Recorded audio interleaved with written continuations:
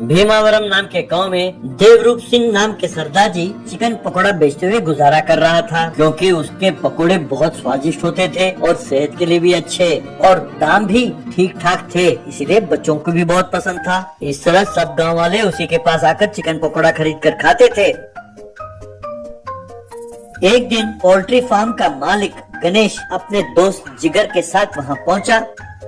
गणेश देवरूप सिंह से, क्यों भाई देवा, सुना है आजकल तुम हमसे मुर्गियाँ नहीं खरीदते हो, बाजरा क्या है? तब देवा, अरे बाजार में मुर्गियाँ जो मिलती हैं उससे 20 रुपए ज्यादा दाम बताते हो, तो आपसे कौन खरीदेगा भैया, मुझे नहीं चाहिए आपकी मुर्गियाँ। तब गणेश, देखो भैया, तुम खामखा तूफान से पंगा ले रहे हो, मेरे खिलाफ कोई भी खड़ा हो जाए तो मैं उसको नहीं छोड़ता। तब देवा, अरे सुनो भैया, आज से मैंने तुम्हारे पास मुर्गियाँ खरीदना बंद कर दिया है, तुम्हें जो उखाड़ना है उखाड़ो। ये सुनकर गणेश और जिगर गुस्से में अपने पोल्ट्री फार्म की ओर चले गए। वहाँ जिगर से गणेश, यार उसकी ये हिम्मत, इस सबके सामने वो मेरी बेइज्जती करे, उसे सबक सिखाना होगा, उसे मेरे सामने आकर गिड़गिड़ाना होगा। तब जिगर, अरे भैया, उसे भी तो धंधा करना है, अगर उसका मुनाफा आप ले लोगे तो वो अपना गुजारा कैसे करेगा, जरा सोचो तो सही। तब गणेश, ये क्या, तुम मेरे आदमी होकर उसकी तरफदारी कर रहे हो? क्यों, तुम्हें ये नौकरी नहीं चाहिए? तब जिगर अपने मन में, ये एक बड़ा कमीना है, इसे नसीहत देने का कोई फायदा नहीं है, ऐसे ही गलत काम करता रहता है और बाद में बहुत बड़ा नुकसान उठाता है। यूँ सोचा। अब गणेश जिगर से, अरे जिगर, मेरे दिमाग में बहुत बढ़िया आइडिया आया है। वो देवा का छोटा भाई है ना, नालायक सरदार, उसे उकसाते हैं, देवा के ठेले के सामने ही सेंटर में उसका एक चिकन पकोड़े के ठेला लगवाते हैं, उसे हम सस्ते दामों में चिकन देंगे, पर इस सरदार का दुकान जरूर बंद कराएंगे। क्यों, क्या कहते हो? तब जिगर, अरे भैया, अगर दाम कम करना है तो वही दाम कम करके देवा को चिकन दे सकते हो ना भाई, हमारा भी अच्छा धंधा होगा और टाइम टू टाइम वो पैसे भी दे देता है। गणेश, अरे जा चुप हो जा, यूं बोलेगा जैसे सब कुछ पता है इसे, है? पहले चलो हम उसके भाई के पास जाते हैं।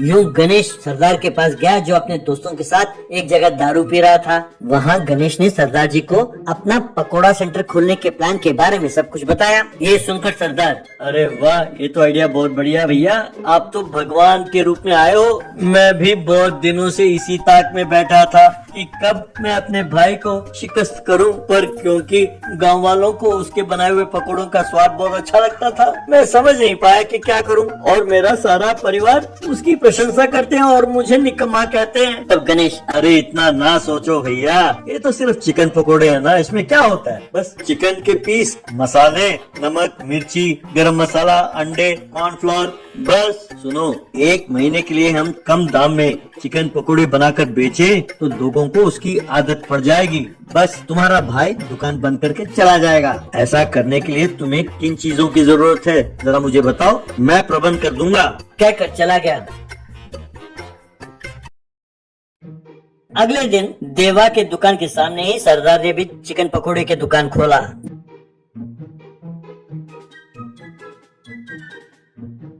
गणेश ने आकर वो सारा प्रबंध देखा और कहने लगा, अरे वाह, मजा आ गया भैया, भाई तुम मुझे बहुत अच्छे लगे, आज से हम दोनों का दुश्मन एक ही है, तुझमें और मुझमें कोई फर्क नहीं है। मैं 1 महीने के लिए गांव छोड़कर जा रहा हूँ, तुम्हें जितना चिकन चाहिए मेरे दुकान से उधार ले लो, 1 महीने बाद जब मैं लौटूं तो इस देवा का दुकान यहाँ नहीं होना चाहिए, जरूरत पड़े तो अगर कोई 10 रुपए में भी चिकन पकौड़े मांगता है उसे भी दे दो, लोगों को चिकन पकौड़े की आदत डालो। क्यों, क्या कहते हो? भाई यही तो धंधे का सीक्रेट है, कहकर चला गया। अब गणेश की बातों को सरदार ने ठीक से नहीं समझा और वो 1 प्लेट पकोड़े 10 रुपए में बेचने लगा। 10 रुपए के प्लेट खाने के लिए लोग वहाँ आकर उमड़ने लगे। इस तरह उसके चिकन पकोड़े आसपास के गांव में भी बहुत मशहूर हो गए। इतना ही नहीं, यूट्यूबर्स भी आने लगे और उसके 10 रुपए के चिकन पकोड़ों का प्लेट का काफी प्रचार करने लगे। यूं 1 महीना बीत गया। ये सब देखकर सरदार के भाई देवा ने कुछ दिनों के लिए अपना दुकान बंद कर दिया। अब गणेश सरदार के दुकान के पास आया। अरे सरदार, ये तुमने क्या कर दिया? मैंने तो तुम्हारे भाई के दुकान को बंद कराने के लिए कहा था और तुमने मेरे पोल्ट्री फार्म से सारे मुर्गियां गायब करा दिए और किराने की दुकान पर मेरे नाम पर तुमने 50,000 का उधार किया। तुम तुरंत उन मुर्गियों के और किराना सामान के पैसे भरो। तब सरदार, क्या पैसे भरो? अरे तुम्ही ने 10 रुपए चिकन पकोड़े बेचने के लिए कहा था। अरे भैया तुम्ही ने तो कहा था कि हम दोनों का दुश्मन एक है, तो वो सारे पैसे तुम ही भरो। तुमने जैसे कहा था मैंने वैसा ही अपने सगे भाई के खिलाफ जाकर पकोड़े की दुकान खोला और उसका दुकान बंद कराया। अपने पास जो थोड़ा बहुत माल बचा था आज खत्म हो गया। अगर कल से दुकान चलाना हो तो और सामान चाहिए, तुम तुरंत चिकन और बाकी सामान भेजो। देश भर में अपनी दुकान का नाम होना चाहिए। हाँ, कल ही बहुत सारे यूट्यूबर्स आए थे और उन्होंने नए नए रील्स बनाए हैं। अगर आनाकानी की तो लोग अपने घर आकर मारेंगे हमें। तब गणेश, अरे भैया मैं तुम्हारे हाथ जोड़ता हूँ, रहने दो तुम और तुम्हारे ये 10 रुपए वाले पकोड़े। अब यूट्यूब में तुम्हें मशहूर करने के चक्कर में मैं अपनी सारी संपत्ति बेच डालूं। दफा हो जाओ यहाँ से, मैं ये गांव छोड़कर जा रहा हूँ। कहकर वो गांव छोड़कर भाग गया।